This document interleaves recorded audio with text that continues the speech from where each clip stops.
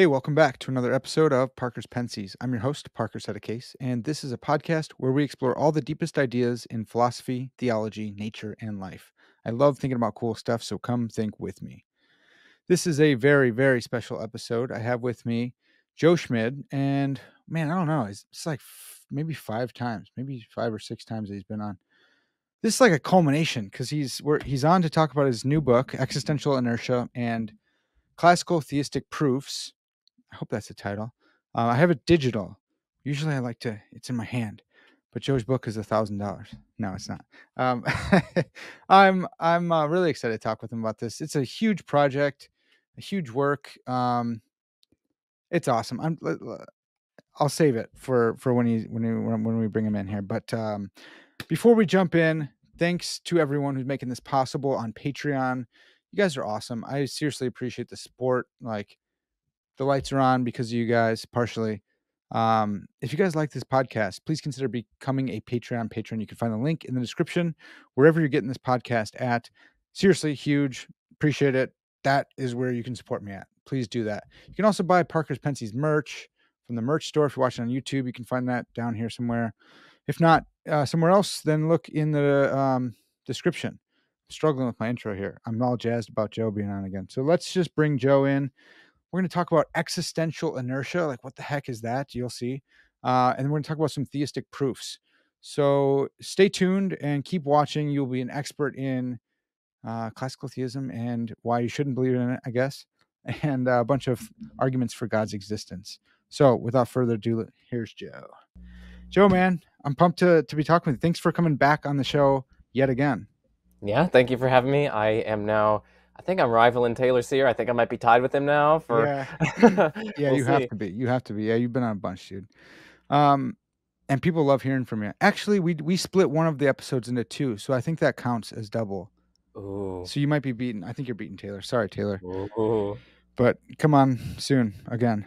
Dude, okay, so I think I got the book title right. Is it Existential Inertia and Classical Theistic Proofs? Yes, it is. So this There we is go. just my little soft cover. I don't even have my author copies yet. Those are, I believe, in the mail. Nice. But those are going to be the nice hardcover. This is Yeah. the soft cover. It has a little thing on the bottom. That's not in the actual cover. But yeah, Existential Inertia and Classical Theistic Proofs that I co-authored with Dr. Daniel J. Linford.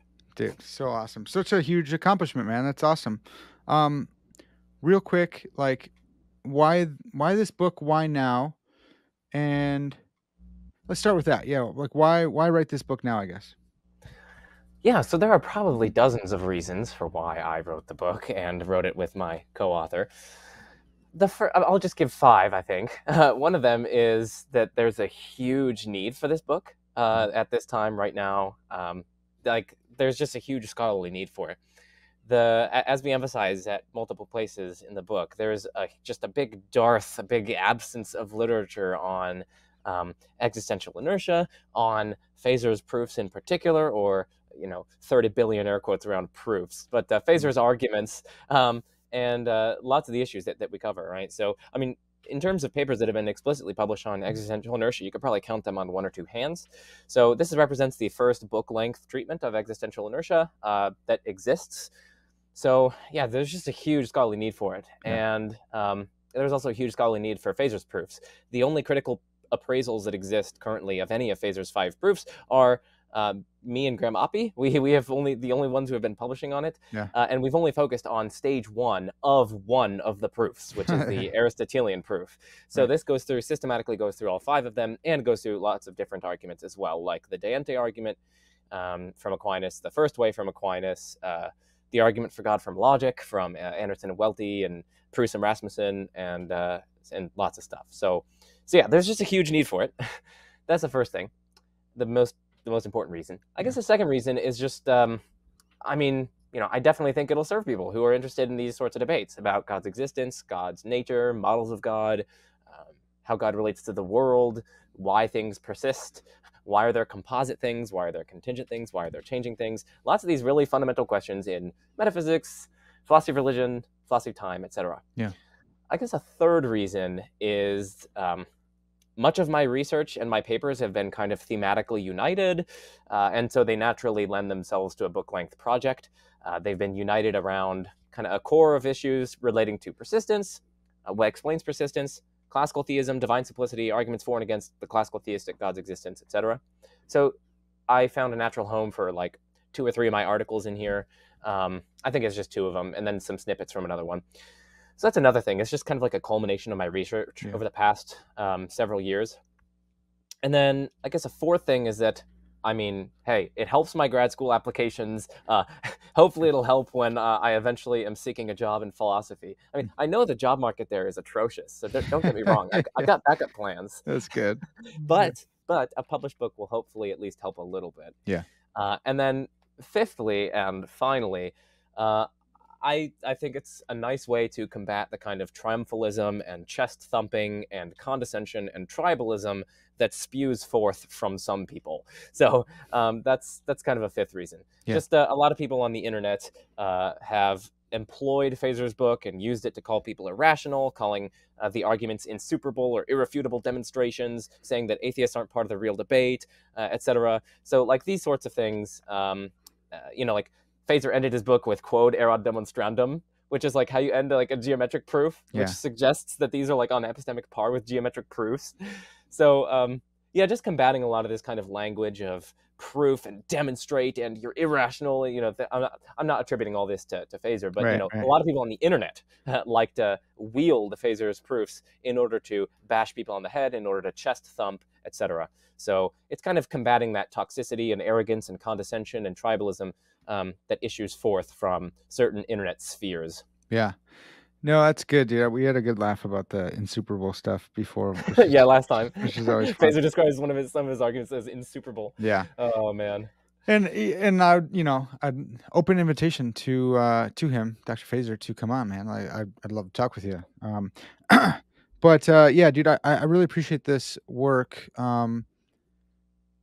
For a lot of different reasons, but like, hey, if you're not a classical theist, this can bolster you as well. Like it's for everyone. And if you are a classical theist, like, man, I just think that you need to read this kind of work to see like what are the arguments against it and how will this like shape or reshape or what kind of work do I have to do in order to explicate my view.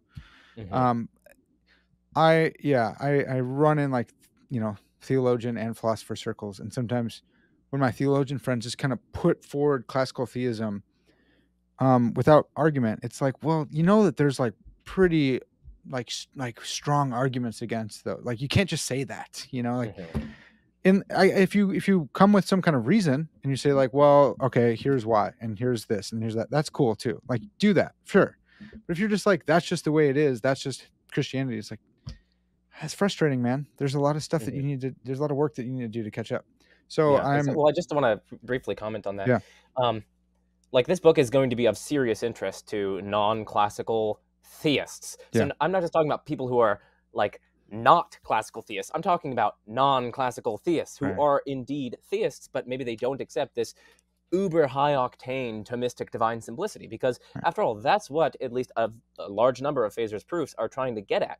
And so theists themselves need to contend, who don't accept classical theism or don't accept Feser's version of it, they themselves need to contend with these arguments, right? Yeah. So it's not like this is a book that's only of interest to atheists or things like that. Like even non-classical theists need to have something to say in response to these arguments. Like these arguments represent arguments even against their own view. It's not like they're united behind this sort of natural theological project because it directly contradicts their model and their view of God. Right. And for me, as my audience knows, like I would love to be able to hold on to like simplicity, for instance, just because of the historical significance that's been given. But to me, it's like this seems more like a liability than like a tool. Like people be like, "Yo, it's a great tool." I don't see it. I see it as a total liability. But like your criticism, part of your criticism of the conceptualist proof, the Augustinian proof is like, "Hey, look, this and simplicity do not go together."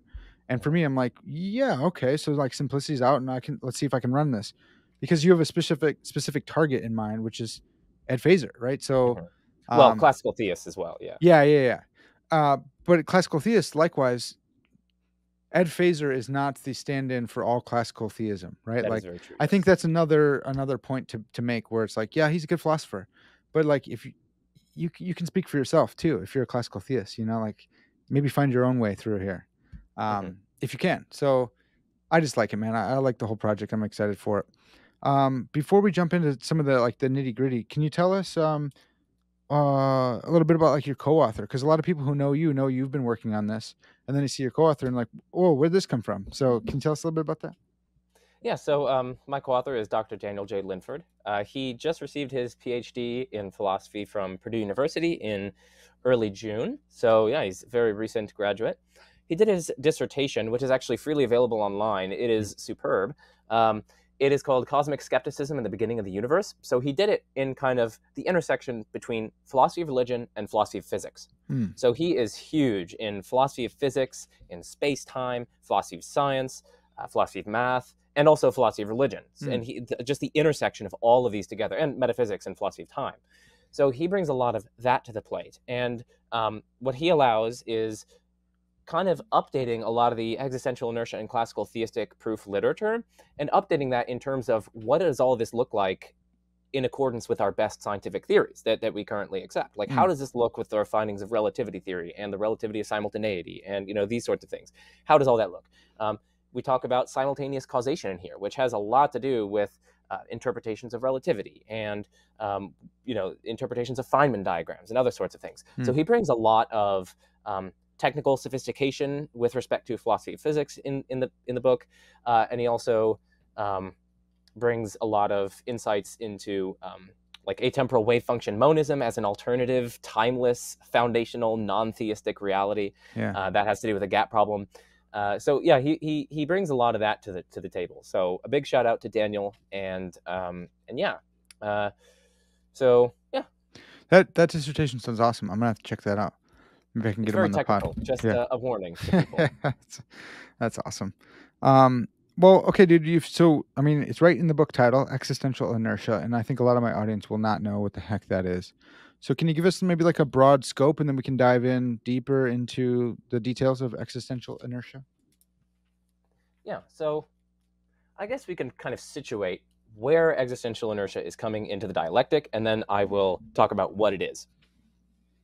So the broad dialectic in this book, there are other kind of dialectics, the dialectical contexts, but one of them is what we call persistence arguments. Persistence arguments say something like, there are entities of a given kind, like maybe changeable entities, or composite entities, or entities in which essence and existence are distinct, or contingent entities. So they're entities of a given kind. That's kind of like a first premise in persistence arguments. The second premise in persistence arguments say, hey, entities of that kind require a sustaining cause or a conserving cause that keeps them in being at any moment at which they exist. So entities that are changeable or composite or contingent or in which essence and existence are distinct, they require some kind of sustenance or conservation from without in order to exist at any moment. And then the third premise basically says, well, hey, if each of these things requires a sustaining cause, well then, what about that sustaining cause? Is that of the same kind as these things are? If so, then it requires a sustaining cause. And is that sustaining cause of the same kind? Well, then that would then also require a sustaining cause. And what they say is that this cannot proceed to infinity, right? You can't have, so they say, you can't have an infinite chain, infinitely descending chain with no primary or foundational member that can bestow the relevant causal power, or in this case, bestow existence to the rest of the chain. Yeah. And so we get that there's a primary or foundational member of this chain. And it's primary in the sense of it doesn't have a further sustaining cause. And since every entity of kind K that we were just talking about, we can let that kind be contingent or changeable or whatever. Since every entity of that kind requires a sustaining cause, and this entity doesn't have a sustaining cause, it follows that this entity is not of that kind. So it's not going to be changeable, or it's not going to be composite, or it's not going to be contingent, etc. So then they get to this unchangeable, simple first cause, etc. And then you can start to run stage 2 and things like that. That's a very broad brushstrokes of what persistence arguments are. Yeah. And that's where kind of existential inertia comes in. It's saying, well, hold on a second. Let's not be so quick to demand an external sustaining cause of things' existence. Why think that? Why can't things just persist in existence without requiring or without even having some kind of external sustaining cause? Why can't that be the case? What's so bad about that? It's similar to how, if you shoot a particle in in a room or whatever, the particle is just going to maintain its rectilinear motion unless it's obstructed by something. It Right. doesn't need some kind of continual impetus to kind of keep it going. No, it's just it's called spatial inertia or mechanical inertia. If that's the case in the case of spatial motion, why can't it be the case for existence? So that's a basic idea of existential inertia. I guess a little bit more precise way of putting it is temporal concrete objects. So concrete objects are just like, individuals or substances or concrete particulars. So like you or me or tables or chairs or trees or particles or platypuses or even God or Cartesian egos. Yeah. So temporal, that means they exist within time. They undergo succession. So we're talking about temporal concrete objects. So existential inertia says that temporal concrete objects, at least some of them, maybe all of them, but at least some of them, persist in existence in the absence of a continuously concurrent sustaining cause that keeps them in existence from without, and in the absence, of course, of like sufficiently destructive factors, right? Yeah. So things persist unless they're positively destroyed by some sort of by something either within them or outside of them. And they also persist without being continuously sustained by an external sustaining cause that's outside of them and that continuously keeps them in being. So that's the basic idea of existential inertia. And you can see how that targets persistence arguments, given the way that I laid them out earlier. So yeah, that's a basic thesis. Yeah, that's super helpful. The destructing forces, like, I wonder if someone in the audience might just be like, well, what about like entropy? Isn't entropy like a universal, like, destructive force? Isn't that just have you thought about that? Is that a appropriate question, I guess? Yeah, I think it's a good question. We actually talk about that a little bit in one of the paragraphs. Existential inertia is perfectly cool with entropy. That just means that there is a destructive force that's often acting on things, and it's not always a sufficiently destructive causal force. Right. After all, like, I can punch you. There's a sense in which that's a destructive force. Like, if I did it more and more and more often, then you die. So it's like a partial cause of it, and it's not by itself sufficient for it. And so entropy, whenever it's acting on things like you and me right now, it's not a sufficiently destructive cause, but it's a causal vector that's kind of pushing us towards that way. But of course, it's not sufficient for it. So, and it's not like that's the basic idea. Yeah, I guess we don't need to like reify it or anything. Like, entropy is like a thing. It's like a concrete entity out there either. It's just like a fill in the blank type thing for anything that, I guess I don't know what entropy is. Yeah, I think it's like facts about statistical mechanics and the distribution of like particles and their energies within systems or something, and so again, I don't really see how. It's an interesting thought because it's like sort of a destructive factor, but again, that's really just going to amount to certain particles having certain properties in our environment as well as within us that undergo certain processes, and those can, when they're sufficient, they can cause us to cease to exist. But they're not always going to be sufficient, and when they're not sufficient, the thing is going to persist in the absence of external sustenance. Yeah. So when it comes to a thing persisting, do you only need one? Like, you talk about it in the book, you are more precise. You say like, not all things, but at least some things, at least some concrete objects persist. Like, all you need is one for the argument to go through, right? Yeah. All you need is one for our existential inertia thesis, as we call it, or EIT. That's the kind of precise way to put the thesis. All you would need is one temporal concrete object that behaves in this manner, that, as we call it, inertially persists. Yeah. So, like if there's a temporal God, for instance, that's going to satisfy this because God persists without being sustained in existence from without, and also in the absence of sufficiently destructive factors, of course. So that's kind of trivial. Yeah. So even if there's a temporal God, like, that's perfectly compatible with existential inertia, and that's also compatible with this temporal God sustaining every other temporal concrete object, right? Because again, our existential inertia thesis only quantifies over temporal concrete objects or some subset thereof. Yeah. So it's compatible with that. You might think that there are different views here. Some people think that basically every temporal concrete object is going to behave in this way, and other people who are less inclined to that are going to think differently. Yeah.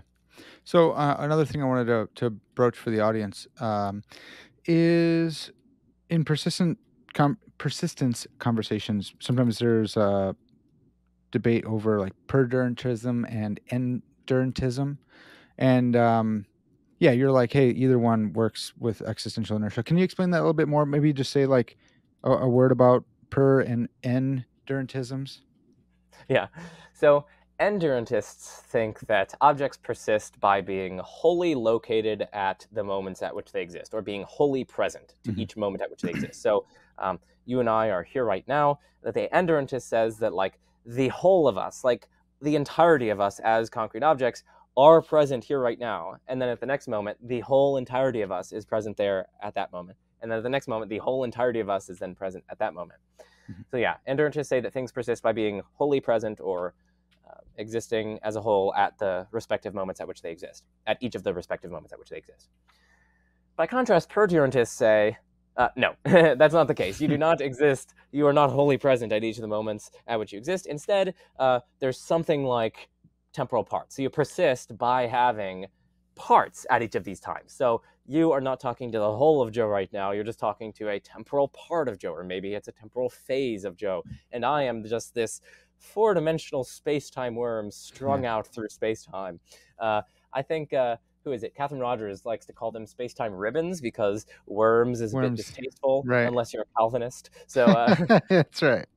so yeah, we're space-time ribbons. We, as a whole, we are those like space-time salamis, if you want to think about it like that. Yeah. So we do not persist by being wholly present at each of the moments at which we exist.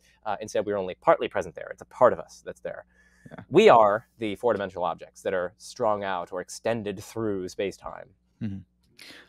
Yeah. So Joe, just like, dude, this is not part of the book or anything, but do you come down on that? I would assume that you're probably a perdurantist, but So what do you think? yeah, so I used to be, I used to be much more in favor of presentism and endurantism together. Hmm.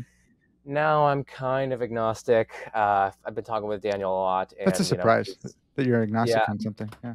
yeah. Well, yeah, these debates are immensely complex, and Right. yeah, I mean, I'm starting to think that I'm starting to come around to the view that yeah, relativity really does kind of push us toward. I know, I mean, it won't strictly entail it, but it really does kind of push us toward a four-dimensionalist view, and the consequent upon which I would argue is something like perdurantism. Yeah. So I'm still agnostic on it, but my views are kind of in flux, and this is kind of a recent development. So Oh, cool. people who've been following me for a long time know that I used to call myself a lukewarm presentist, but now I just don't really know anymore. Yeah. Well, so I'm with you on that, man. It's like it's super tough, and you speak to someone who's more convinced on one side or the other. No one's really convinced, but like, and they'll give you amazing arguments. You're like, dang it, dude, I don't even want to hear it anymore. Like, I don't want to change my mind anymore. But no matter what, both of yous are crazy. Like, I'm wholly here, but then like that moment passed, and now I'm that just gone, And you completely have different gone. properties, right? You have different properties now Yeah, than you did then. It's like, yeah. how are you the exact? But the, like the space-time thing, the space-time ribbon, with the nice way of saying it, is so weird too. It's like, It no, is but very I weird. am here. What are you talking about? It's like both of them are so crazy, man. Yeah, Like, metaphysics is hard and yeah, crazy. It's like the more you study it, you're like, okay, there's a range of views on this question. You have to take one of them because it's like other, but yeah, like, oh my gosh, they're all they all have so nuts. many weird Yeah, counterintuitive consequences, and you're like, oh boy. yeah. And the world's just weird. Like, no matter what comes out, unless there's another option that's not weird, which it doesn't seem, I don't see it yet. Like, they're all super weird. So no matter what you say, like the world is a weird place, which I kind of like. I kind of go in for that. Um, Well, so okay, let's get back to some existential inertia stuff. Do you that to me, like, it popped up on my radar a couple years back from you, and then some debates back and forth, some papers flying around. But like, where did this? Do you know where this came from? Like, who started this kind of stuff? Do you know? You're asking someone who likes analytic philosophy I about I history. thought you might know. I don't know. No, I mean, okay, so debates like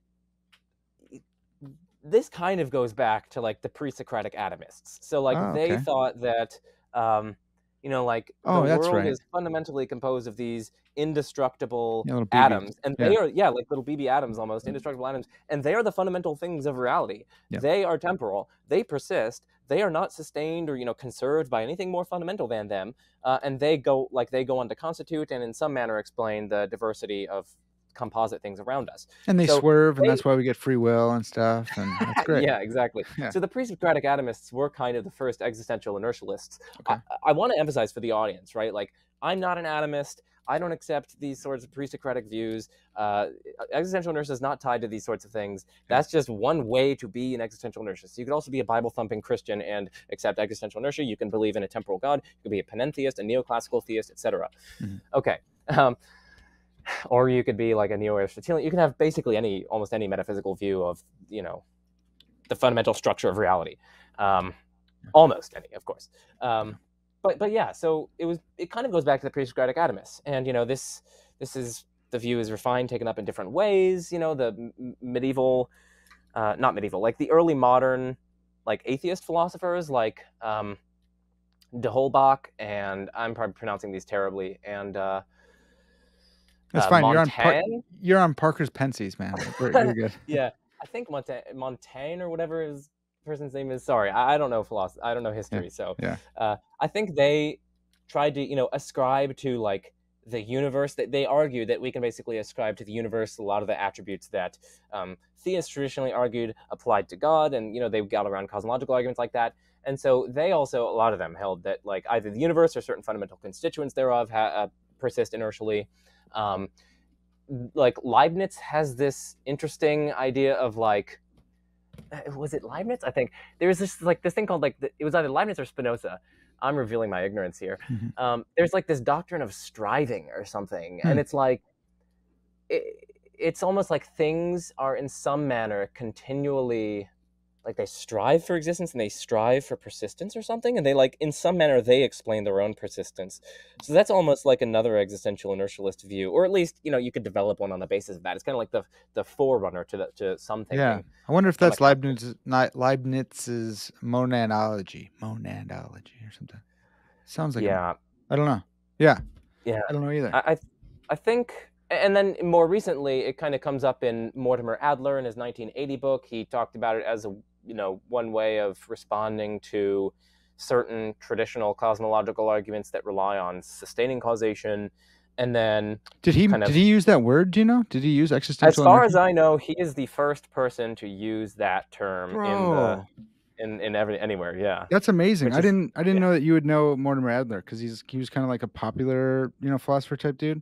That's really cool. He's like one of my favorite people. I love Mortimer Adler. Really, this set back here is all Mortimer Adler's like collection of the great works. Oh my gosh, I love this guy, man. He's awesome. That's so cool that that he like coined it. I don't know, but at least I'm pretty confident that he's the first person to coin the term. That's insane. That's so cool. Okay. But yeah, and then it doesn't really get talked about much, and then it's picked up by John Baudouin, and he writes a paper on it, and he argues that like existential inertia is definitely better than these sorts of divine conservation views. And then Feser responds to Baudouin, and then you get a little bit more of a proliferation of papers on the basis of that exchange, and that's kind of been continuing up till now. Every now and then I'll find like a really weird dissertation that like mentions something like existential inertia in like one paragraph, and it's really interesting, and they'll call it like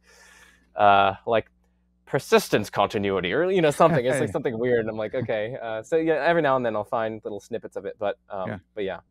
So it's fascinating, because I think I can see why like a classical theist, I think there's like a pious argument to be made where it's like, look, if you're a theist, then like you want to say that God holds things in existence, like it's because of him that we all continue to exist, and he holds all things together. Maybe you're quoting scripture there.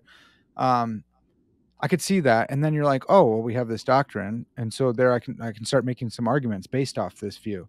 But you could just as easily be like, well, hey, look, God created it, and created it such that it will continue unless a destructive force acts on it. Like you could. I think it's just as easy to be a theist and be you already said it earlier, but do you think it's just as easy to be a theist on either side of the coin? So we should get some clarifications here. Yeah. remember that existential inertialists, in order to be an existential inertialist, at least in order to accept EIT as we define it, all you need to hold is that, there's at least one temporal concrete object that persists in the absence of external sustenance and sufficient destruction. Okay, that's all you need. So a theist who is a temporal, who they think that God is temporal, which he is, by the way. No, I'm kidding. No, a theist who accepts divine temporality, they are thereby going to be accepting existential inertia, even if they think that God holds and sustains absolutely everything else in being and conserves it at each moment at which it exists. Because, again, they have that at least one thing which satisfies that thesis. They could also hold, shall we say, a more unrestricted existential inertialist view, and instead of giving God that lone status of persisting inertially, they could also afford that to the things around us. Like, yeah, God's needed to, let's say, create them initially, but they persist of their own accord, as it were, after God kicks things off. So that's another way to be a theist and an existential inertialist. Now, as you just pointed out, there are really interesting questions here about, if you already have theistic commitments, which of these two should you prefer? Let's just bracket off the divine timeless views. So if you're a temporal God theorist, which of these two views should you prefer? It's interesting because you might think that there are, this could be stuff for future research. You could think about perfect being theology. All else being equal, we would want we want our theory to make God better in some way. We want our theory to make God as best as possible. Now you might think that, hey, God's better if everything else just continually is sourced in God. You might think that, if everything's so radically dependent on God and God's the uniquely, radically independent thing, you might think that that makes God better in some way. It adds to his greatness or glory or something. So that's one thought, and I do see that intuition. But you might also think, as you just pointed out, you could imagine someone who accepts the kind of unrestricted existential inertialist view, a theist who accepts it, mind you, and they're like, your God is impotent. He can't even create a world that can exist apart from him, that can at least persist apart from him. So what? Your God needs to continually try to keep it from falling out of existence. It's like a spinning plate. I always think it's like God. This God can make a spinning plate and then let it go and keep spinning. That's pretty impressive. The other one's I gotta spin this one. You could pitch it that way. Yeah, exactly. So they're it might add to God's glory that he can create a world like that he doesn't need to continually keep it in existence from falling out into non-being.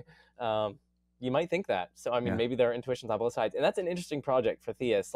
Look at different perfect being intuitions and see which of these two might be preferable. I mean, again, you might argue that Scripture already decisively tells in favor of the sustenance view, etc. I've actually met Christians who are existential inertia, the unrestricted one, is just obvious. Of course, things just. They told me. I'm like, well, don't you think that church tradition and things they're no, I'm a Protestant, or they say things like that, and I'm like, okay, but it's been interesting, and I brought up the regular passages to them, and they were able to give coherent responses to them that don't require God to sustain things, and I was like, whoa, so maybe there is some room here. Interesting. Yeah, that is interesting. I'll pass that. I mean, the listeners take that up. Let's. I want to hear more about it. That'd be fascinating. Joe, what do you think? What are some of the? Is there a best argument against existential inertia or the EIT thesis? The EIT, I guess. Can't call it a thesis if you include the T in there. Is there a best one, or is there a couple best ones that you've been oh, that's fascinating? Is there a best one? Or a few best ones? Best possible one, maybe? I mean, there are some ones that are interesting and suggestive. The thing is existential inertia, it is compatible with so many different worldviews and positions that it's actually pretty good. You can afford yourself of different resources to respond to objections. If someone says, contingent things require a cause, etc. They're well, I mean, existential inertia is compatible with there being a temporal necessary thing, which is at the foundation of reality. Maybe it's even God. It's compatible with theism. It's actually somewhat, as we argue in the book, given the whole panoply of metaphysical accounts of existential inertia, as well as given the way that we articulated it, the only way you can refute it essentially is to show that there is a sustaining, concrete, timeless thing, or there's a timeless, concrete thing which continuously sustains absolutely every temporal, concrete object. And that's, I don't know, that's difficult. I mean, the classical theistic proofs, I think, are themselves just the best candidates to try to establish such a thing. They try to get to a timeless God, and yeah, that's how they try to do it. I guess. Okay, here's how I would argue against existential inertia. I would first. So I don't think any of the arguments that we examine in this book against existential inertia, I don't think any of them succeed. But here's how I would do it if I were a theist. Give an independent argument for God's existence that doesn't have to do with persistence, right? So like talk about psychophysical harmony, or talk about maybe like fine tuning, or something. So get to God's existence, get to a perfect being, then try to argue that this perfect being would have to be timeless.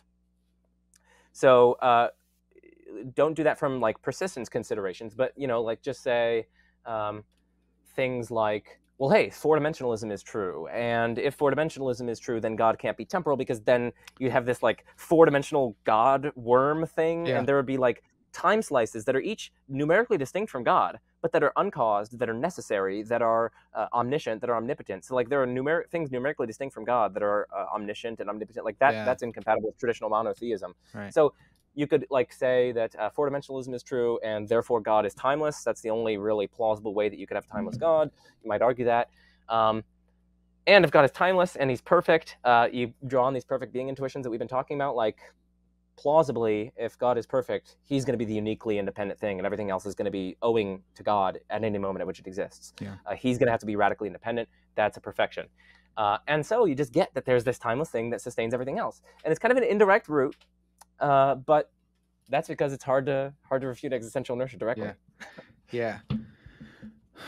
That's fascinating. Yeah, I like that. I like that approach.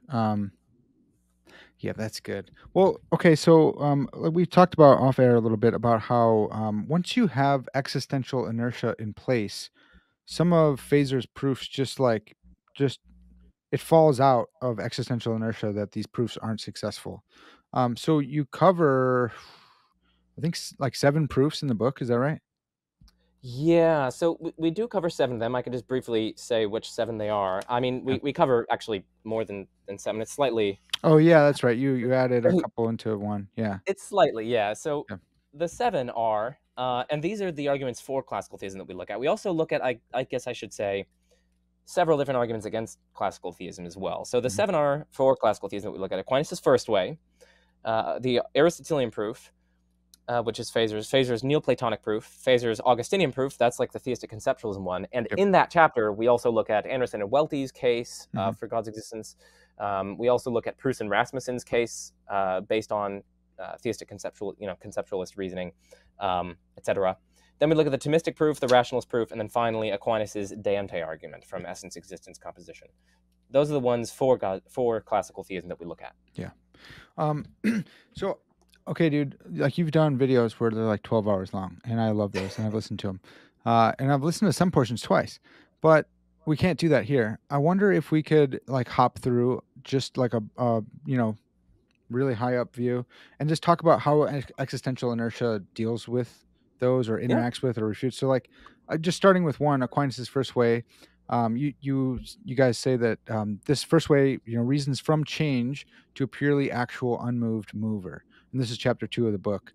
How does existential inertia interact with the Aquinas' first way?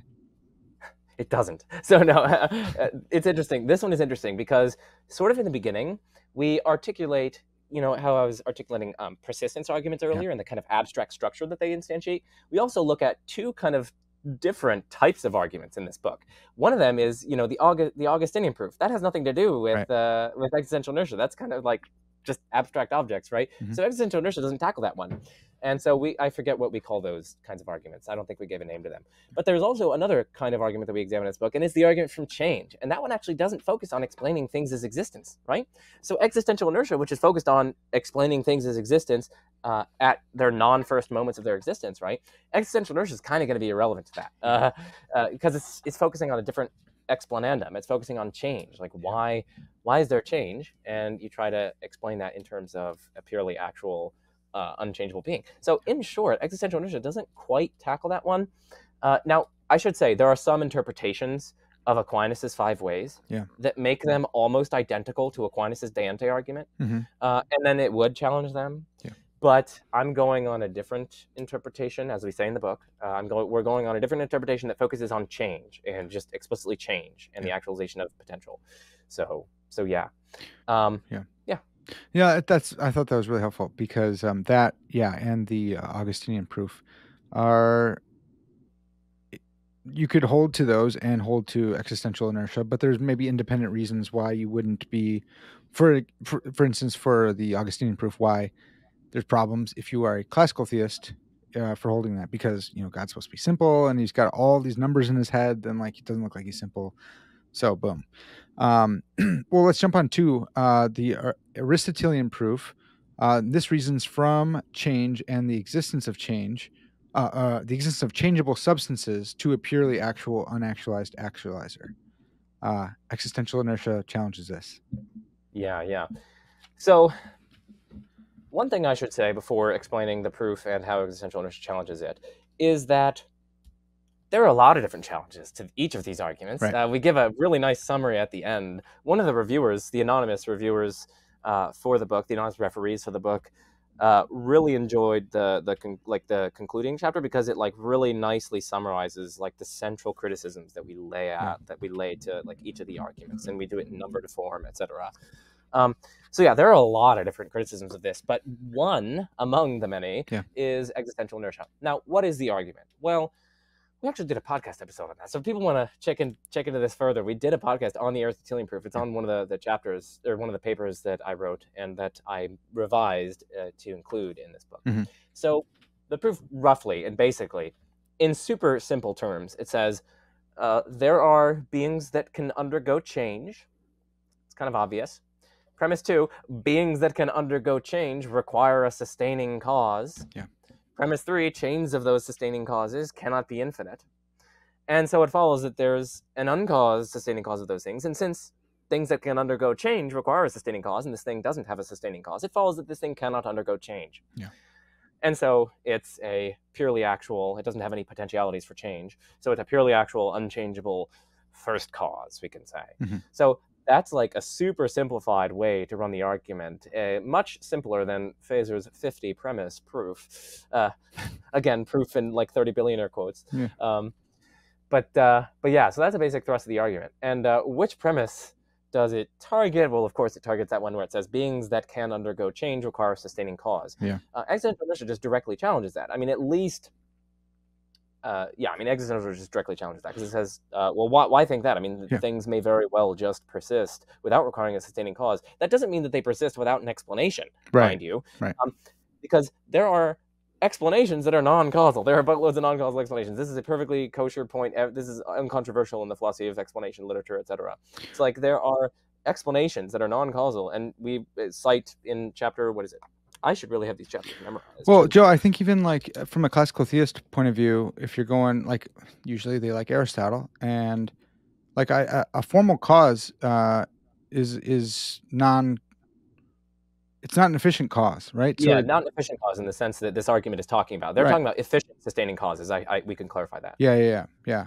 But so like they should be on board with those kind of things. Like, yes, there are explanations that are not causal, even though like we're equivocating on causal language right now, but a formal cause is not that kind of thing. Yeah, aitia, which is the Greek word for what they use for like the formal cause, etc., is better translated as explanation, in fact. It's like a formal explanation. Right. So yeah, there are non-causal explanations. In chapter 6, we go through a bunch of different explanations, even of these inertially persistent objects, so objects that persist inertially. We go through explanations of them, even at non-first moments of their existence. So existential inertia does not say that their persistence is brute. It does not say that their existence at non-first moments is brute. It's perfectly compatible with them having an explanation. And in fact, we systematically provide well over a dozen kind of like explanations that could be given, and we group them into different like accounts. So some of them are in terms of like tendencies or dispositions that the object possesses. Some of them are in terms of like causal relations, efficient causal relations that are cross-temporal or that span different times, rather than being a kind of hierarchical sustaining cause, but rather like the different shall we say, stages of an object's life, and this can actually be cast in endurantist or perdurantist terms, the different stages or phases of an object's life are themselves related by causal relations of production. Yeah. So that's another view.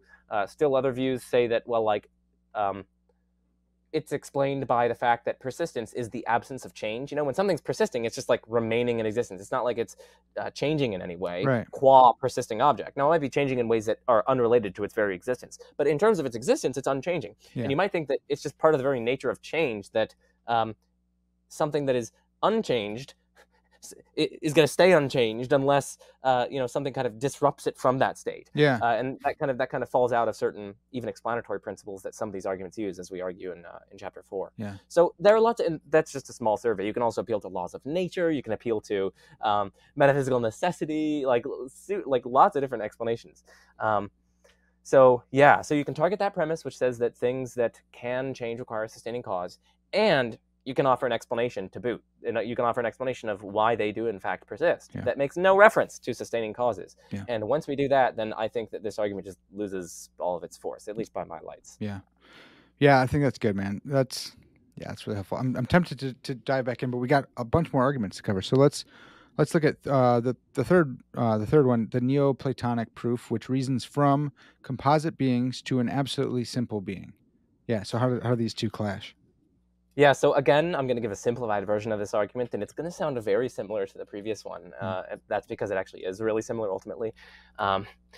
It says that, hey, there are composite things, and we're not just talking about physically composite, like here's a right hand and then a left hand. These are physical objects. Yeah. But like also metaphysically composite. Now, you might be suspicious of metaphysical composition, as I am, but because that's kind of like a constituent ontologist notion, and we might be good Platonic relational ontologists, as one should be, but no, or one might be a nominalist, which is the second best option. No, I don't know. I'm just Platonism, nominalism. No, those are two best. But anyway, Platonism is better. So that, okay, amen. We've already covered this stuff. I'm going to stop. Okay, but anyway, he talks about physical composition, but he's also talking about metaphysical composition as well. So things having like different properties, like form, or I know that's not really property, but different metaphysical constituents like form and matter, or etc.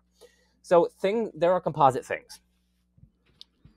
But every composite thing requires a sustaining cause at each moment at which it exists. And that means that there are chains of sustaining causes of composite things, and those cannot go on to infinity. You have to have a first cause, so he argues. And because composite things require a sustaining cause, and this thing doesn't have a cause, it follows that it is non-composite. And hence we have an absolutely simple first primary cause of things. Yeah. That's the basic thrust of the argument. Well, again, Joe, it's almost identical. Yeah. Yeah. Is the sustaining cause meant, or the sustenance like condition, is that meant to like say that since it's composite, something needs to continue holding them together lest they fall? So there are slightly different motivations in each of these, cases for that premise, which is like the EIT denying premise. Right. In this case, one of the motivations is a kind of an explicability requirement. It's like, why are its parts combined even at that non-first moment of its existence? Like, why are they all together? Why are they there the way that it is? You need some kind of outside cause that conjoins them together and holds them together as the thing persists. Yeah. Now, why you can't have an internal cause of that, or like certain attractive forces within the thing in question, let's not get into that criticism, because that successfully rebuts it on its own right. Yeah, and, sure. Go into the book for people who are curious about that. Yeah. But so there are different motivations, as you point out. That was a perceptive point. And in this case, it is about like what explains the unity, the togetherness, the compresence of those parts, whether they be physical or metaphysical parts. Yeah. So, that's the proof. And again, it's not terribly unclear how existential inertia challenges that. It challenges that premise, which requires a sustaining cause. The audience is probably starting to see a pattern, and that pattern is precisely the persistence argument pattern that I gave at the beginning. Again, they're entities of kind K, and you just basically fill in what that K is, and you say that they require a sustaining cause. Sustaining causes chains of sustaining causes cannot be infinite, so there's a first uncaused clause, and that can't be of that kind because that kind requires a cause, and so we have a first cause that is not of that kind. Again, all the persistence arguments basically follow this schema, so much so, in fact, that one of the not anonymous referees for Feser's book, but like one of the people who publish a review. So this is a professional philosopher. His name is Logan Paul Gage. I believe that's his name. And I believe that's how you pronounce That's it. an interesting name to have in this day and age. Logan Paul Gage. Like, Yeah. that's good. Yeah. And he published a review of Feser's book, and he basically says, and again I'm paraphrasing, so don't take this as a quote of Gage, but he's like, there are two arguments in this book, not 5 proofs. There are two. Yeah. One of them is basically like, hey, certain kinds of things require sustaining causes, and those can't be infinite, etc. Yeah. And then the other one is the Augustinian proof. So like, this is not just me who's like saying that like there are really sketchy similarities here. They're not actually like properly independent, right? Like they all rest on pretty similar assumptions, and they're all targeted. We make this point in a footnote as well, but like a few criticisms apply to like 4 of these and just like knock them essentially. And a couple of them, I think, like the Thomistic Proof depends on it. Maybe the Aristotelian Proof, or like there a couple of them are actually built on top of each other. So you take this one out, then like they both fall together. Oh, especially their second stage, yeah. So the second stage, all the second stages of all the proofs rely on the Aristotelian proof. That's why we only have a chapter on the Aristotelian proof second stage, and we say like, hey, this doesn't work. Yeah, which is good. So, but like, it actually is important for you to go through and show the work, like, because we could say it and be like, look, they all fall to this. Okay, but show it. Okay, so we'll show it. So actually, it is actually really important for you to go through and show how each one does fall. Even though it might be tedious to the but it's not. It's good because they all do fall by the same thing, but they fall in different ways a little bit. Yeah. And again, I'm like, I don't want to fall into the same traps that as part of the motivation for me writing this book, right? I don't claim that like existential inertia is like a decisive, demonstrative disproof of these arguments. Like, listen, metaphysics is really hard. I'm trying to do it my best, and this is where I have landed, and I am totally open to belief revision, etc. And these arguments that I've developed and the criticisms that I've developed strike me as convincing, but I'm not going to say that they're insuperable or that they make people who disagree irrational, etc. So no, and even with this last one, with the Neoplatonic proof, like it's so fascinating that it's so open to a theistic response as well. Like, well, God made it that way, or God made it such that intrinsically it holds together. Like, and you could give some other principle too and make it sound better too, but like that one just seems so open to be like, well, why is it like that without God actively holding it together? Well, because God can design stuff that holds together lest destructive force hits it. And that's I just want to say, sorry to interrupt, but that's a really, really good point. And that's like another one of the central criticisms of a lot of these arguments that we put forward is like the non-classical theist actually has really good responses to these arguments because they have a principled foundation for reality, like this perfect, unlimited, axiologically supreme, uncaused, necessary being.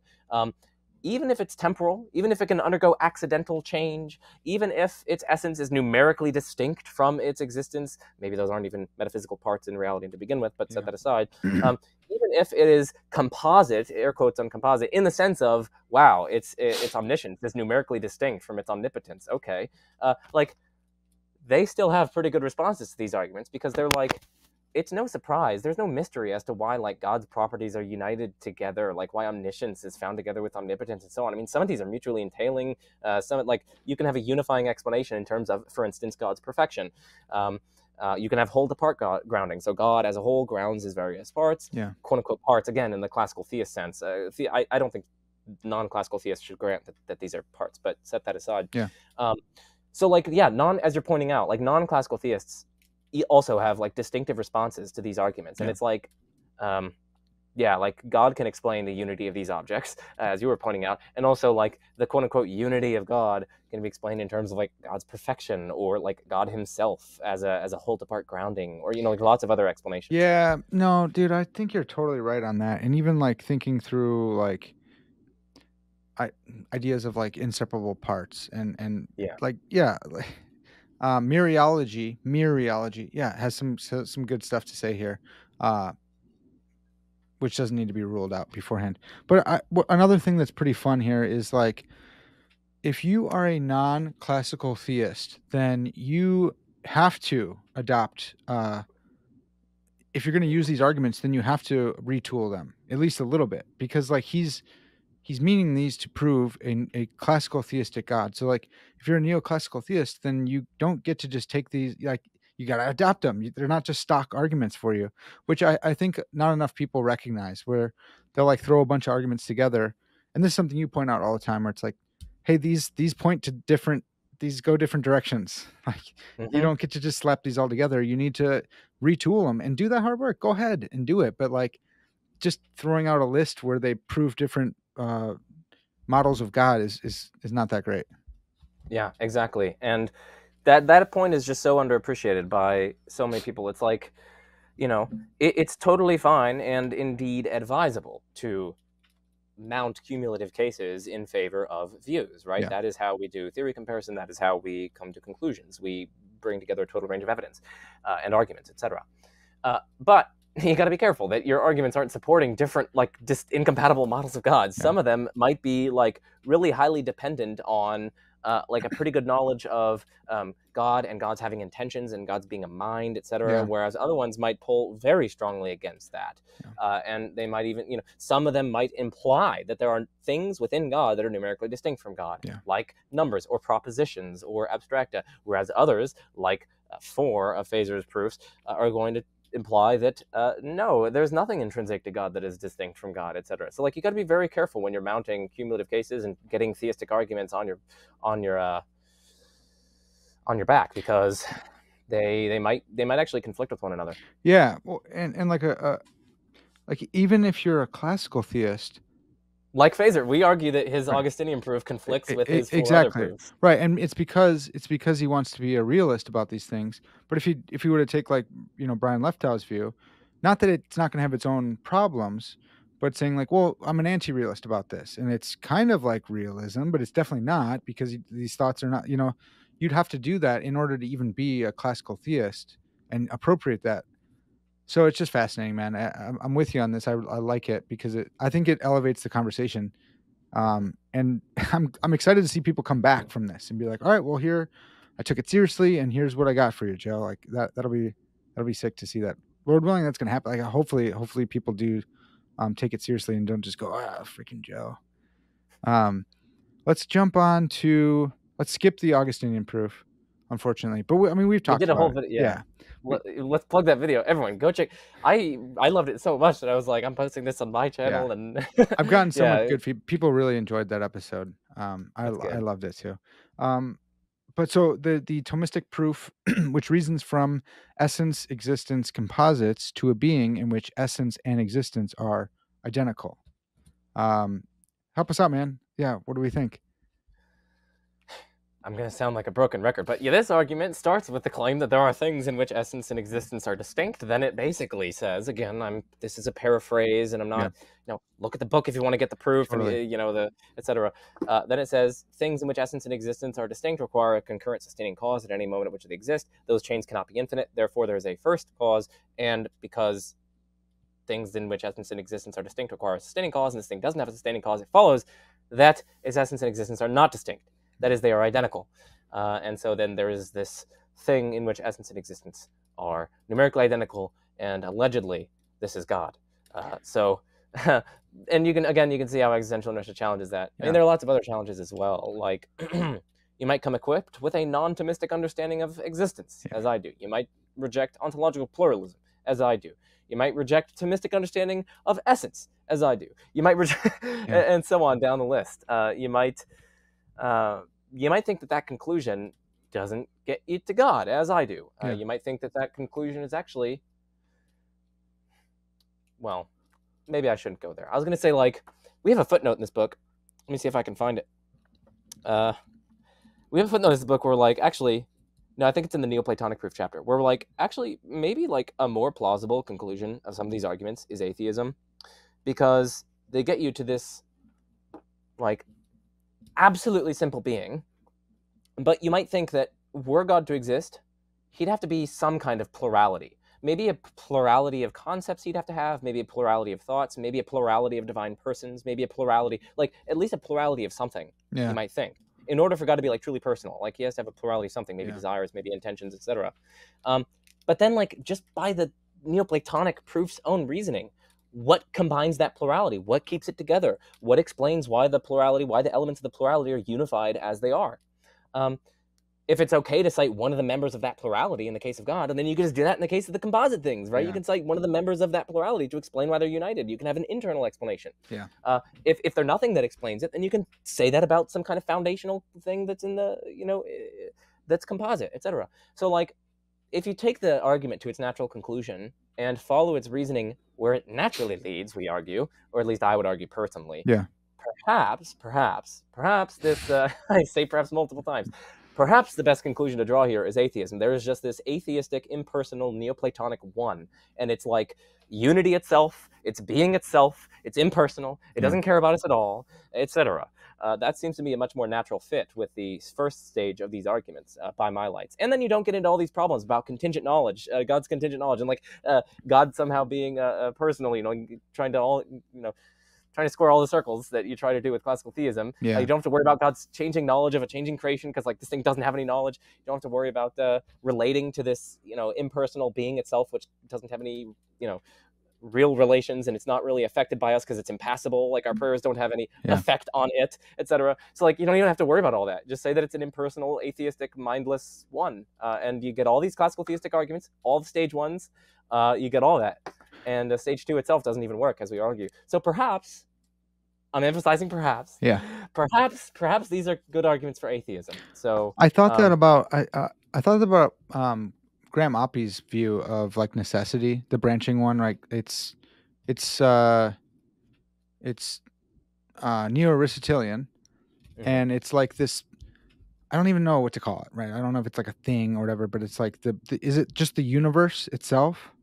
And it's like his initial singularity. The initial singularity. Like I can't remember if it's like it's a concrete thing, right? Mm-hmm. And is it the universe itself? That might depend. On whether we're whether we are B theorists or A theorists, right? So if we're B theorists, that'll just be an initial segment of the universe, presumably. If we are, and Oppy likes B theory, and if we are A theorists, or at least non-eternalist A theorists, then it's not going to be, or excuse me, I'll say presentist. If we're presentists, then it'll presumably exhaust the universe at the early stages. So yeah. So yeah, all that to say, like, that is fascinating that it might do that. That's why, man, I always go for like a Trinitarian view if I can, because that's the kind of God I believe in.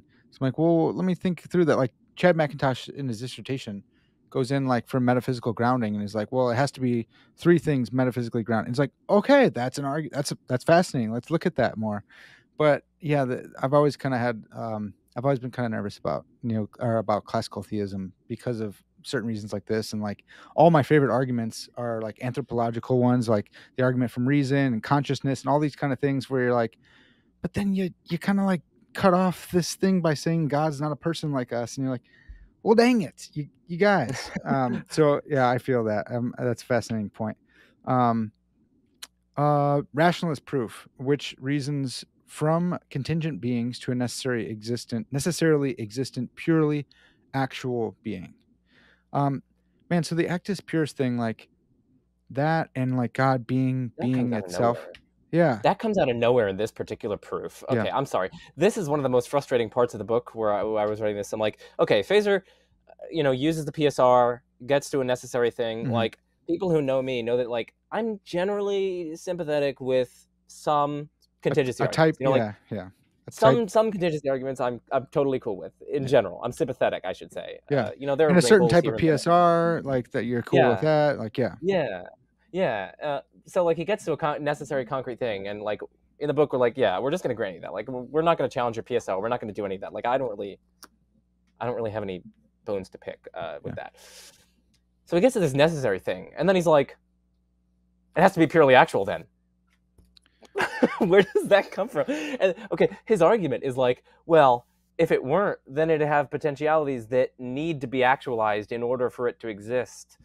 In which case it wouldn't be the first, you know, foundational thing. There'd be something that actualizes its potentiality for existence. And it's just so utterly strange. Like, it doesn't follow from the fact that it's not. It doesn't follow from the fact that it's not purely actual. That it has potentials that need to Yeah. exist in order to be Yeah. that need to be actualized in order to exist. No, its potentials are for accidental properties that it could gain or lose. Yeah. None of those need to be actualized in order for this thing to exist. Yeah. So it's just the strangest argument. It's so overwhelmingly bad. I mean, Well, I'm sorry. yeah. I just this is one of those cases where I'm like, I really can't see it, and it seems really implausible to me. Again, I will stress that I could totally be wrong here. I Yeah. could be missing something. I want to emphasize that. It's important to emphasize intellectual humility and to try to cultivate it. And I can lose it, and I can fail to exhibit it. It's just in this case, it really does strike me as so wrong. But again, I could be mistaken. But again, yeah. Well, okay, so that is a really huge benefit to having someone criticize your stuff, because if you're in a room of people who agree with you, they'll be like, yeah, for sure, because I also hold that view. Like, I made that argument that I've been presenting uh, for God from Donald Davidson's triangulation argument. I tried this move way back in the day, like a couple years ago, and James Anderson was like, "What? You can't do that one." And I was like, "Yeah, but I just wanted to slap it on because I thought it would be like a nice little like, yeah." And if he had to, depend on someone to communicate with, and that was an essential property, and it was all these ands, and it also didn't follow. And I was just like, okay. And he like a couple of my philosopher friends just were like, "Dude, that's not good." And so I understand it and I get it why it's like, okay, and there's this added thing where like you need to be just pure actuality because then you wouldn't be dependent on the creature. And it's like, yeah, that's a theological point, and I get it. And I see wanting to add that on, but you can't just slap it on if it doesn't fit, because Yeah. someone's going to come along and they're going to slap you for doing that. And it Yeah. doesn't look Yeah. good. Yeah. So Yeah. I So definitely like that's resonate with it, but I'm also glad that you're like, I don't think so. yeah. So I mean, that's one problem that that I have. I mean, one of my it's almost like a small point in that chapter, because, like, I mean, again, a broader point is like Feser uses the PSR to try to argue that things require like some kind of let me see if I can pull up the chapter. But anyway, it's again, he talks about this sustaining causal explanation. Yeah. But it's like, again, there are explanations that don't cite this kind of sustaining efficient cause. And we argue that alone is going to be able to allow us to account for the existence of these objects at non-first moments of their existence. You don't need to appeal to some kind of sustaining cause. So this one again falls into that category of persistence arguments that we challenge. And so again, it's going to succumb to the existential inertia challenge. I mean, we should emphasize for the audience, of course, that Feser has written and published arguments against existential inertia directly. But we should also mention for the audience that I have like dozens of pages addressing those. So so check out the chapters, so people don't think like, oh, you're ignoring that he published this paper, and he, as I know that the ire and the wrath of internet Thomists. I have been indelibly marked by it, and yeah. So I just wanted to say that, yes, I recognize that he has published on criticisms of existential inertia directly, and we're not talking about those here. If you want to look at those, my responses, check out the book. Yeah. Joe, that's got to be like a good feeling, being able to have the academic work like literally in your hand, being like, it is right here. Sometimes it's hard to talk about certain ideas because you're like, look, I can't, this is a podcast, so like I can't give you all the propositions right now and the footnotes.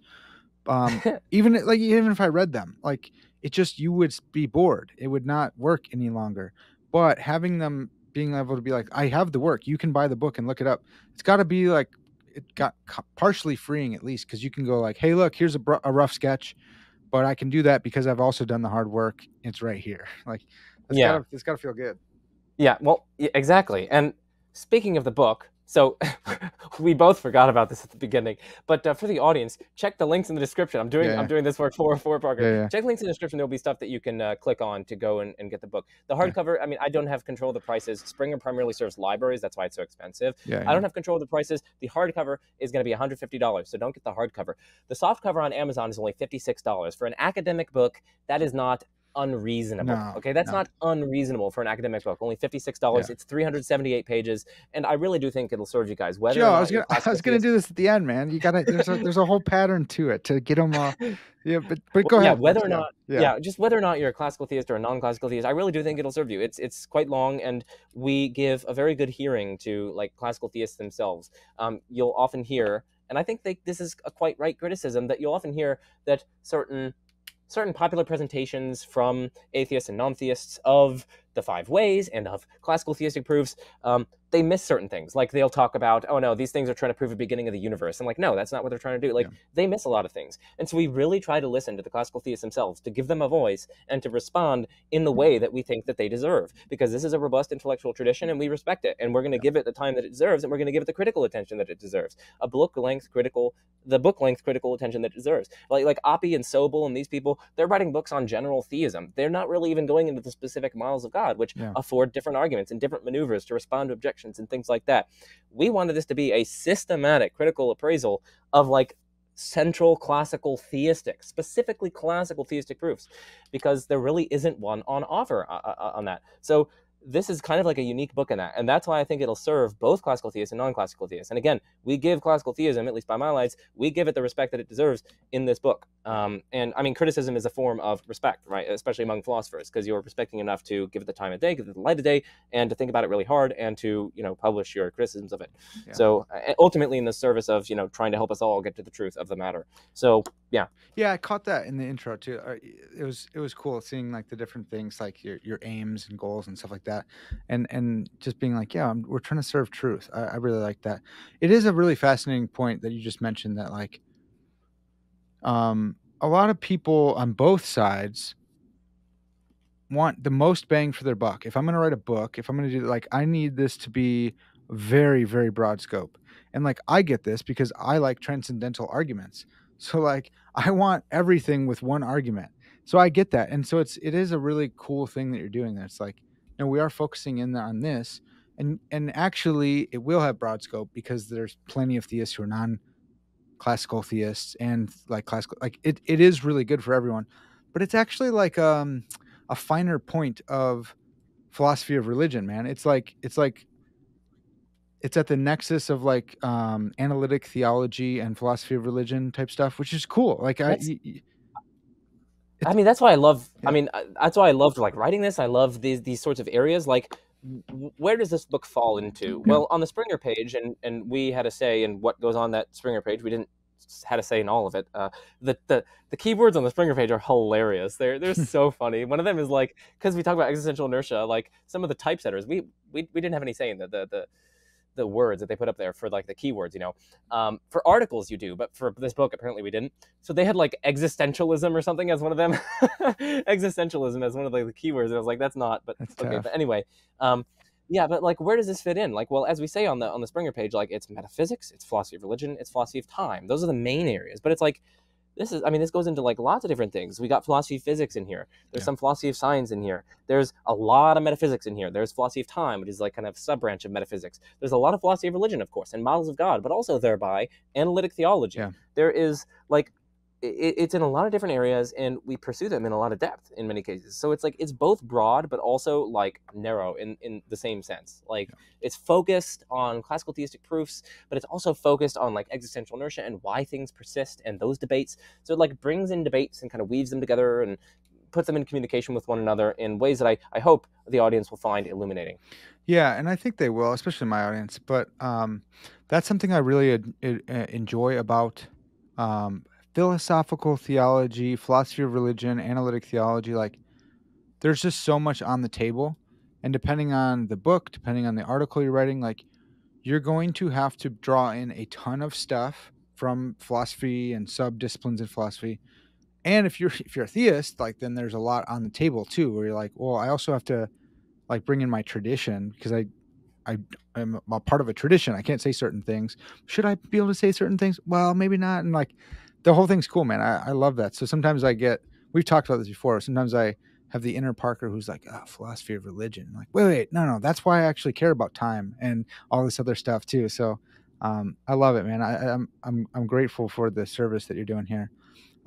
We got one more.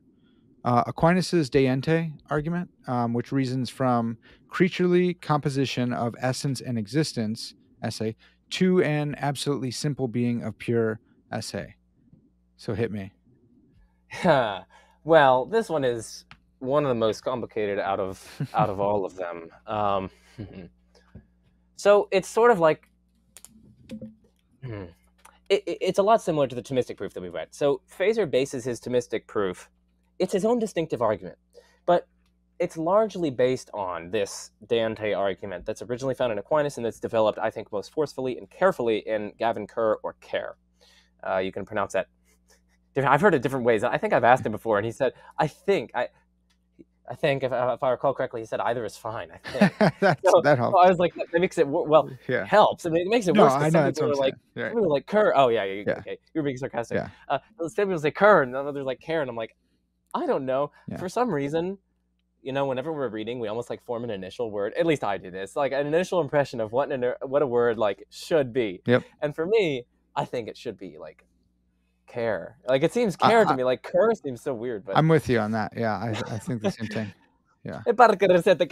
That's right. That's the initiative. Everyone adds an L. It's always settle case. Settle okay, case. Thanks, guys. Yeah.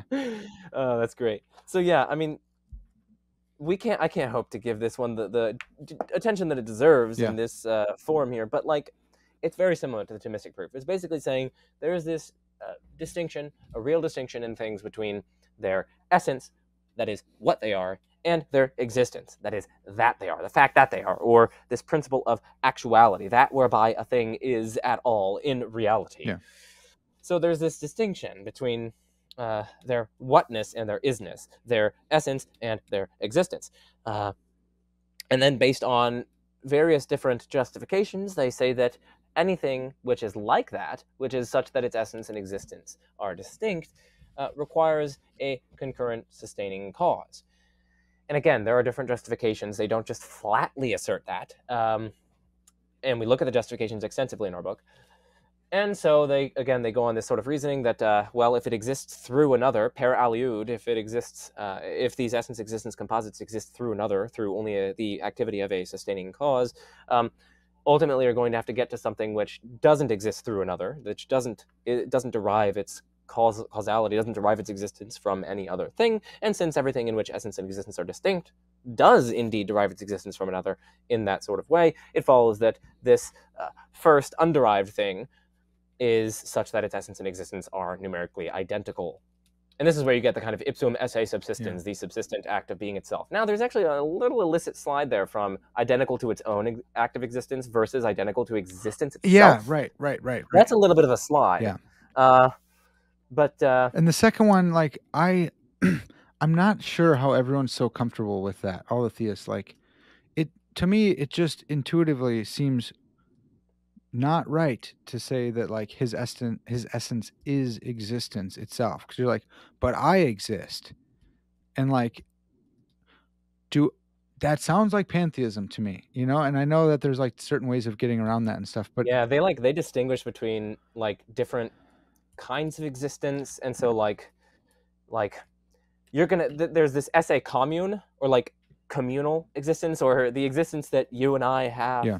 But then there's esse tantum, which is God's existence, which is a different existence. Right, but it's not. But then, like, that's not existence itself, right? Like, because so it's like, okay, and it almost deprives it of its like mystical. Like people say this and they're like, "Oh, existence itself, man!" They like light a bong or something, and then it's true. And then they're like, and then you press it a little bit further, and it's like, it's actually not as mystical and supreme and transcendent as you think it is. It's like, oh well, God has his own act of existence, and he's kind of like, it's almost like this little trope with which God is identical to his own act of existence, and it's like, I mean, okay, fine. Everything else exists in some sense by participating in that act of existence and by relation to it and deriving our existence from that thing. Okay, but it's like theists have always held that. I mean, this is like, where is the kind of distinctive, mystical, cool transcendence you get from saying this? Like, it doesn't have the same ring when you kind of spell it out as like, oh, God is being itself. But then you have to kind of say, well, he's identical to his own act of existence, and yeah, we're all like related to it in a pretty cool way.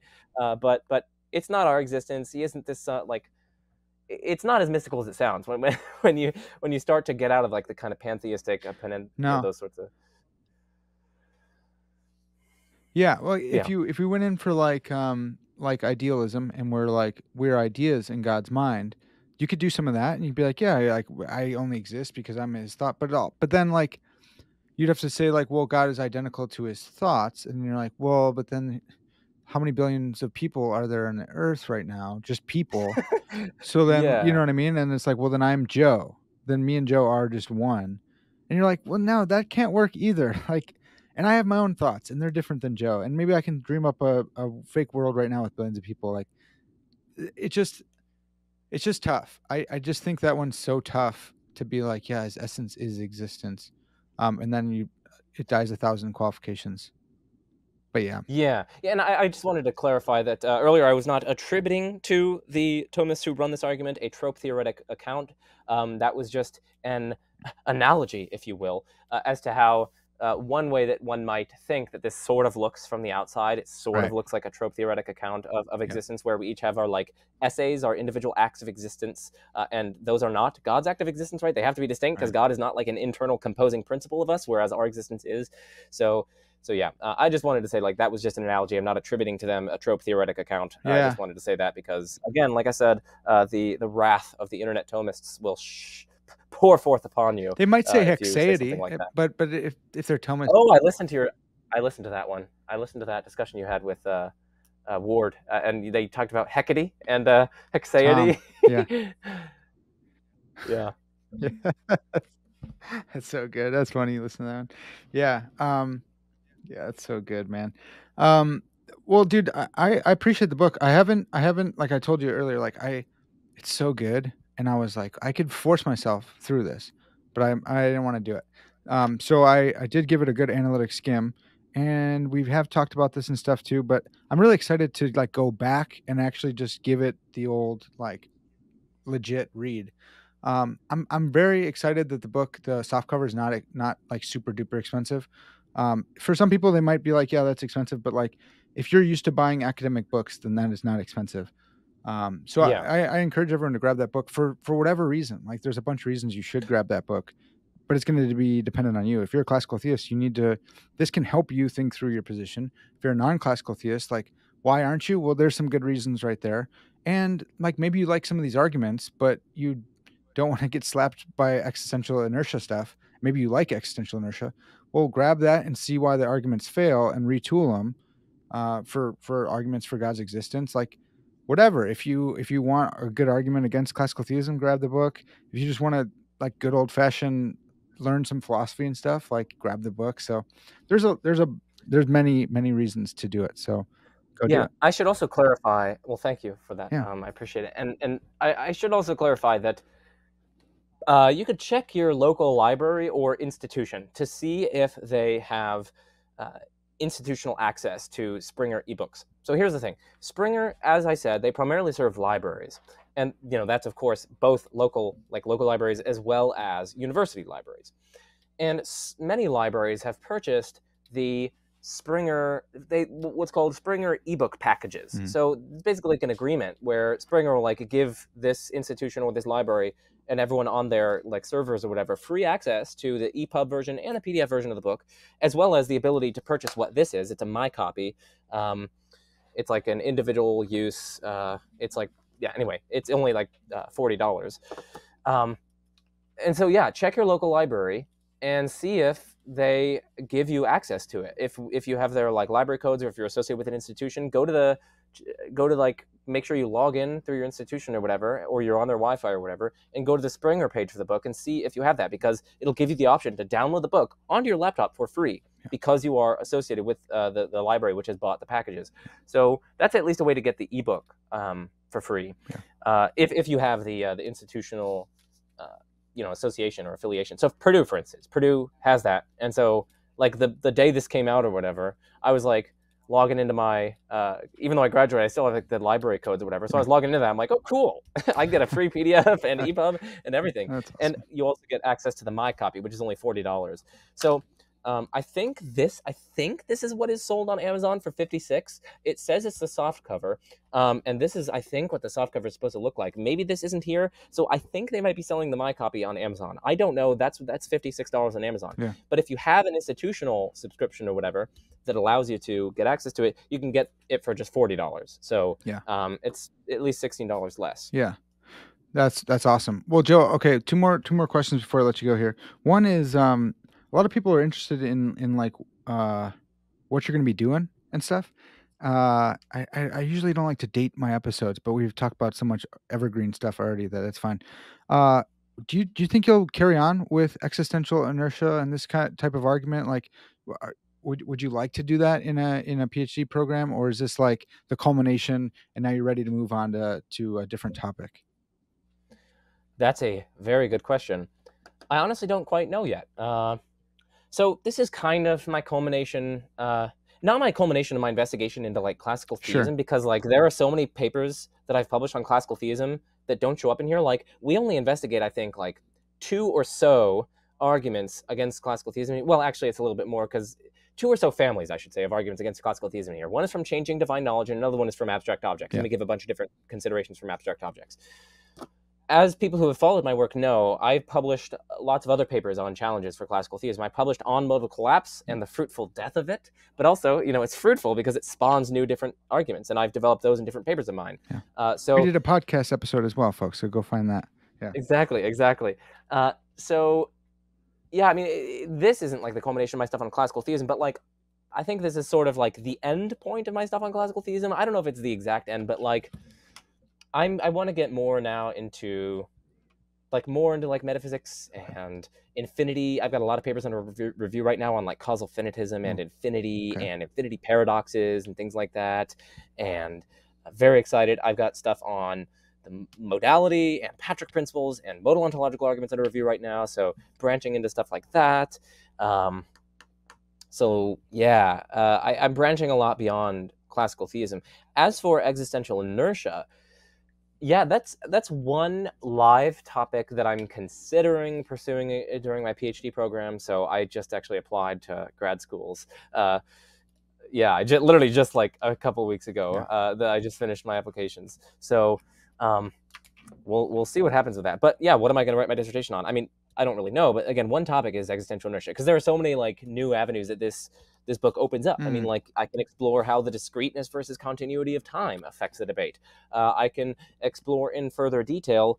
So I gave a bunch of different metaphysical accounts, and I didn't usually argue for or against individual accounts, but like comparing the merits of the different metaphysical accounts of existential inertia. Compare the theories, right? Yeah. Yeah, if we compare the theories, right? So that's one topic. I mean, another thing is like I'm really interested in, like I said, infinity paradoxes. So it'd be really cool to do a dissertation on infinity and things like that. So that's another idea that I have in mind.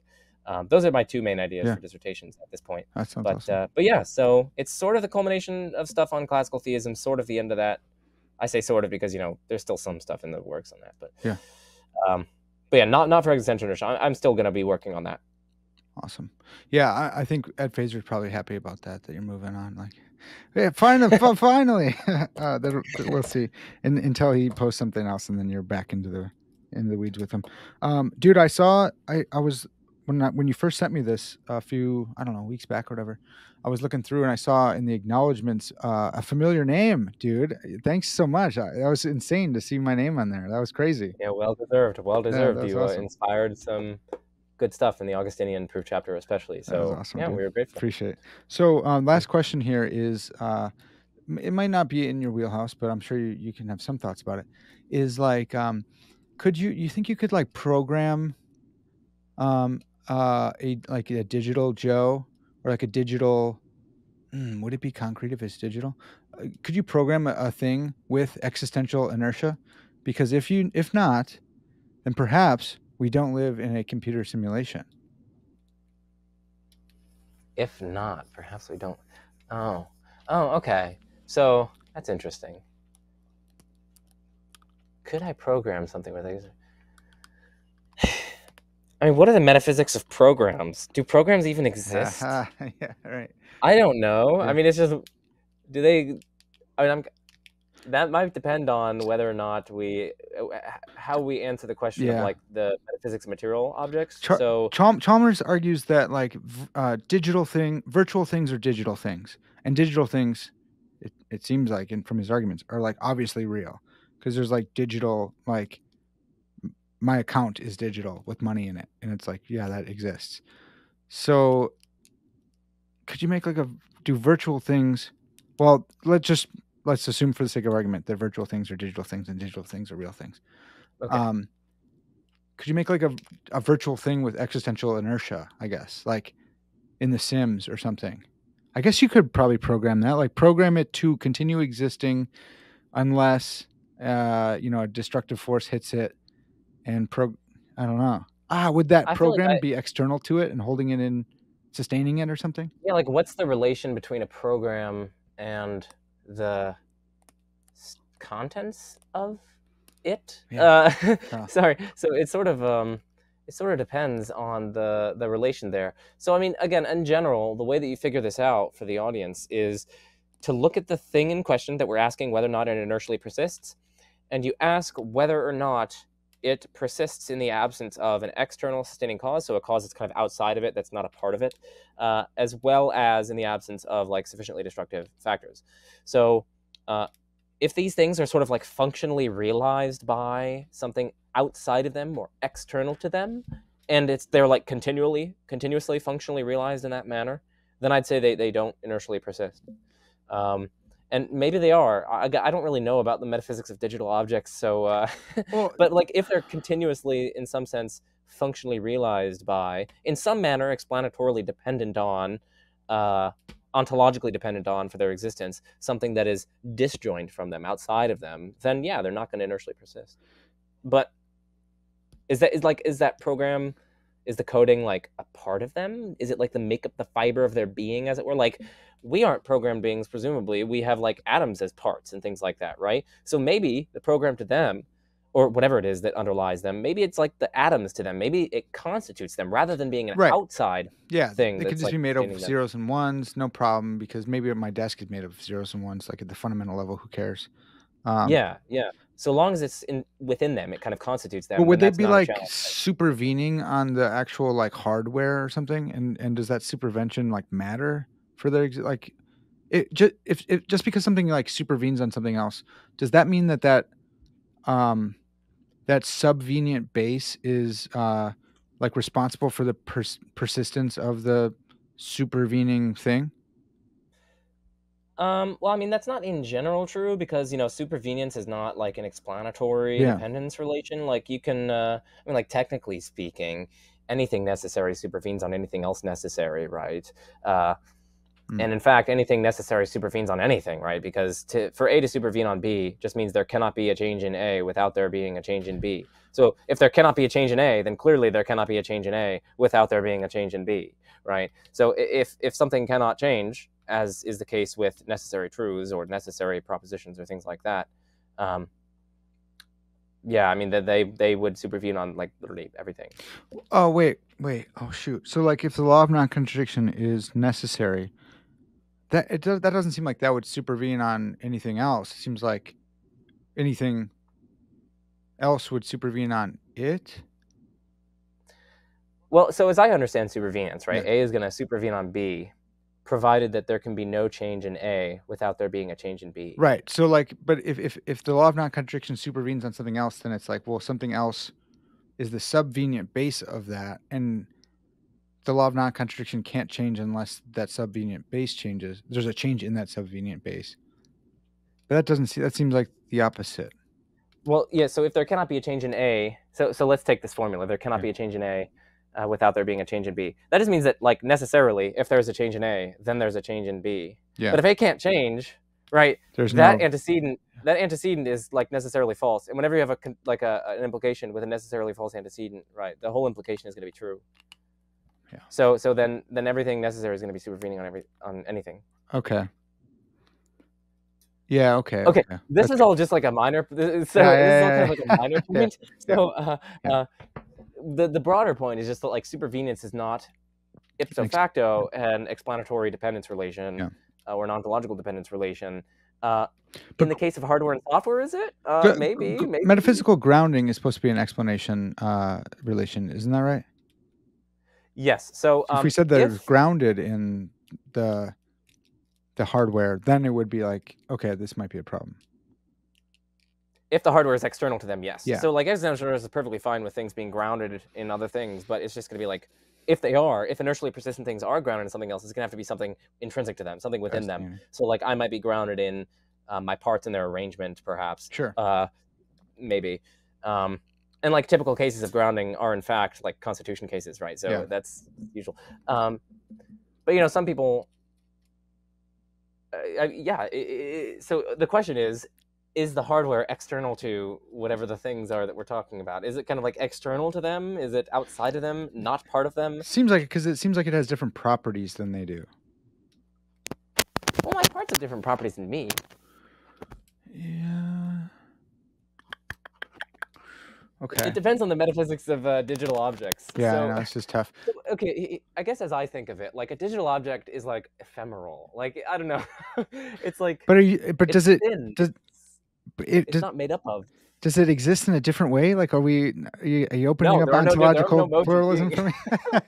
No, it does not exist in a different way. It just has really different properties. Okay. But if that's the case, if it's like ephemeral, if it's thin, if it's ghostly, then it doesn't seem to be made of the hardware, because that's hard. Okay. And if that's the case, well, then the hardware is external to them, and so they would not inertially persist if it's a dependence relation on the hardware, which maybe it is, maybe it probably is.